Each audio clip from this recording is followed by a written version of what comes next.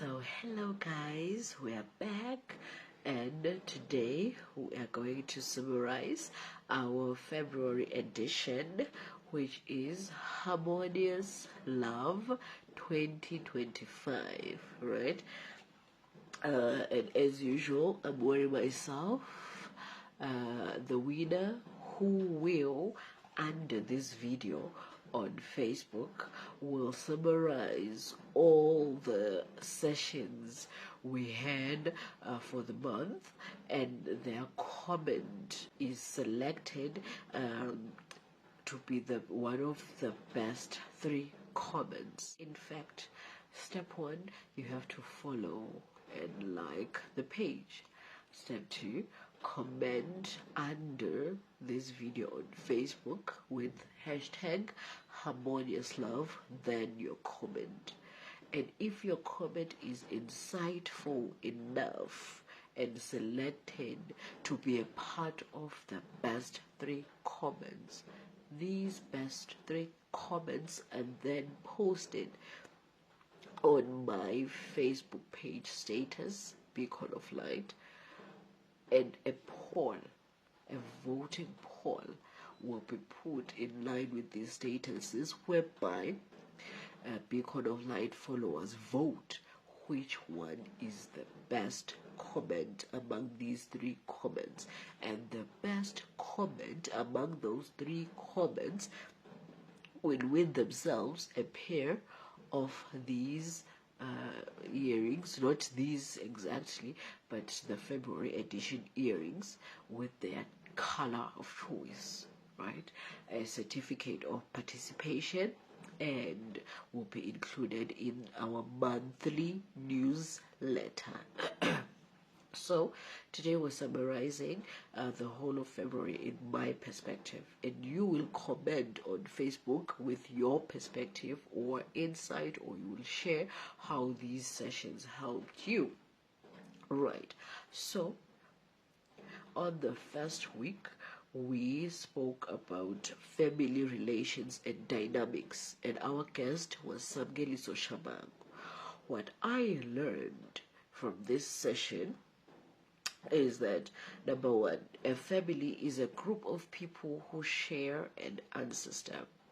And to me, I truly like that, because I drew the conclusion that this means that every life in the universe is a family, because every life in the universe has the same energy coursing through it, where we actually share the same energy in the universe. Every life in the universe shares the same energy, so it means we are a family in the cosmos, cosmical family.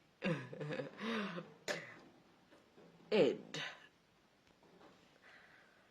a family is a building block of society, meaning that there is no society without a family. A family is the base, the foundation of society. There is no society without a family. That's how important a family is. And they are essentials for strong bonds. A family needs to be bonded for it to propel forward, right? And these essential for strong bonds are, number 1, communication and a healthy conflict resolution. Number 2, quality time. Share quality time with your family. Be with them. Call them when they're away. Do whatever you need to do just to be in touch, whether physically, emotionally, spiritually, or otherwise, with your family, but never allow a gap between yourself and your family.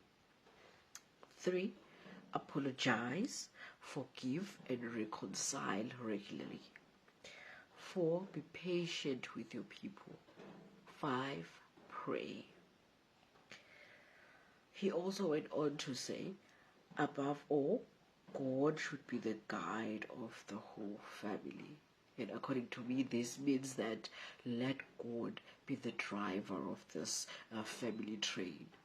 let God guide you guys into leading the family towards the right direction, towards the purpose it is intended to serve in the universe, right? And then week 2, we were talking about romantic relationships with Thandwa Inkosi Dlamini. And what I learned personally is that before you look for a partner, behold yourself. Love yourself enough. Know and understand yourself such that you know what you want and need from your partner. You know what you want and need from this union. You know your limits and boundaries, and you set them with love. You set them in a healthy manner. And also communicate with love. Set boundaries effectively, resolve conflicts in a healthy manner. I also learned that a union, the main aim for a union is to be of service, is to just serve. All right. So in here you have to serve fully, consciously, and with intention. So when you serve in this manner, when you serve consciously and with intention and fully give yourself into this thing fully, in return, simultaneously, you will know how you want to be served by your partner, how you feel like you need to be served, and you will know what you want and need, and you will also know how to communicate your wants and needs with love. Also, what I learned is you should make it a point to learn each other's love languages.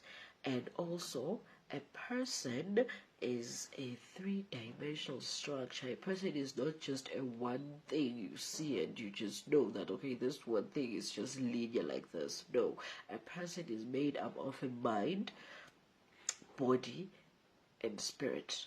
She put it in a way that she said that a person is made up of a soul, body, and spirit, right? She stated that a soul, I have to speak life to this person, speak hope to this person, nourish this person's imagination, this person's shortcomings, this person's negative traits, right? And a person is also made up of the flesh, the body. That's where physical touch goes in. Serve in physical touch. Serve in food, in nutritious food, and exercise, whatever will make the body healthy and fit. Serve in that manner. And also serve in the spirit. Pray unto this person. Speak faith into this person. Affirm this person's.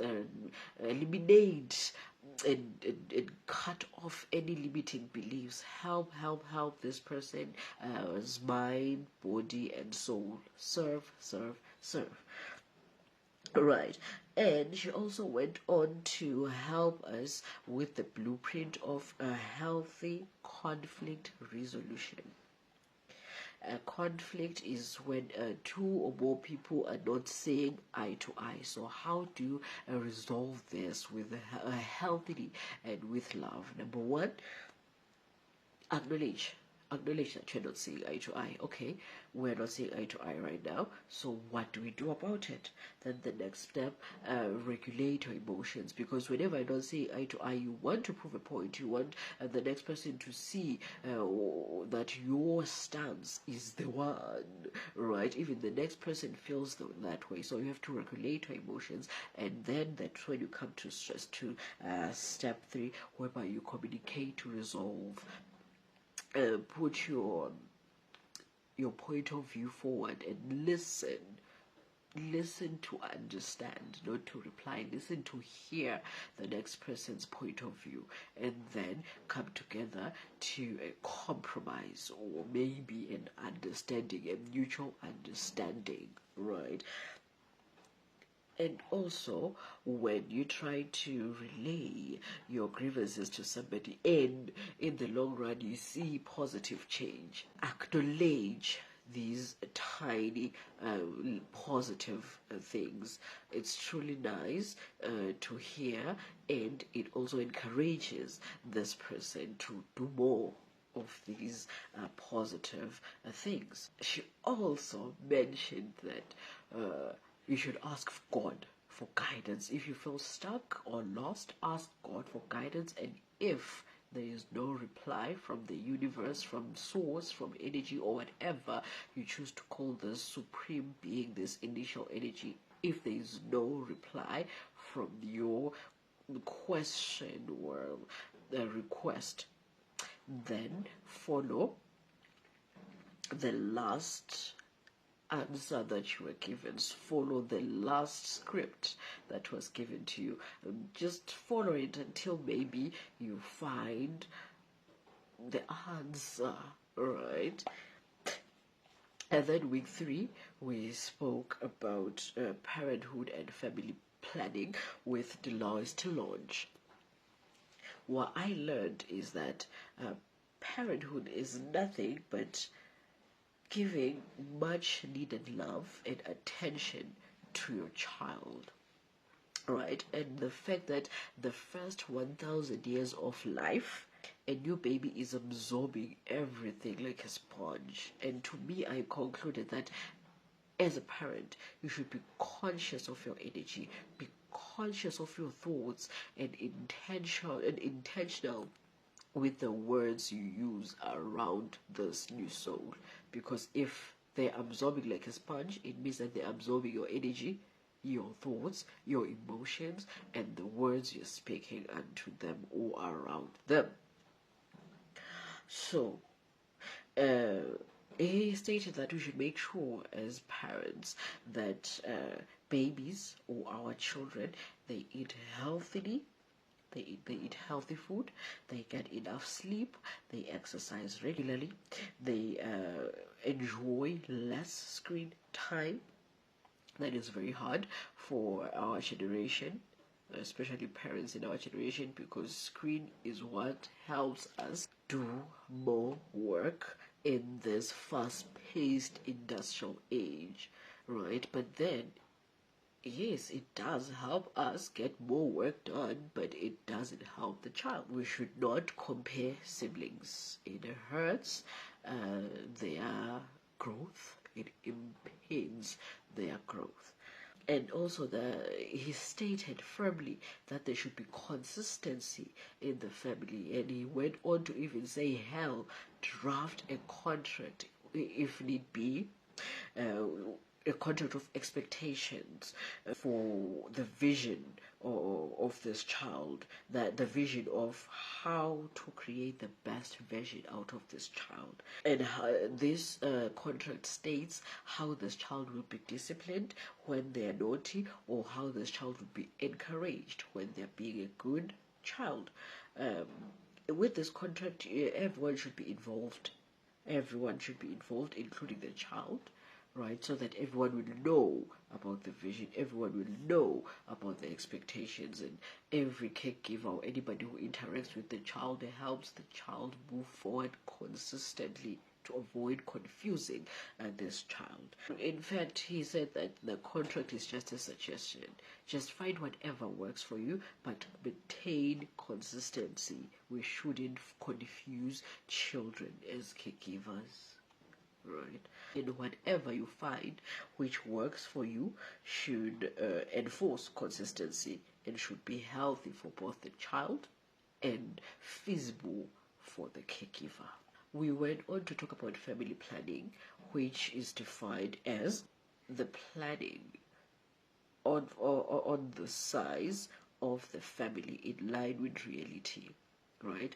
You should plan on the size of the family you want in line with your emotions. Are you emotionally ready? Are you emotionally stable?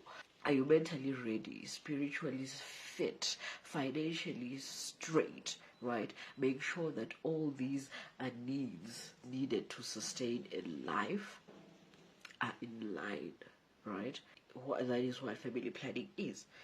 he advised that after a C-section, a woman should stay at least 2.5 years before going on to the next child, because a C-section is extremely dangerous to just right?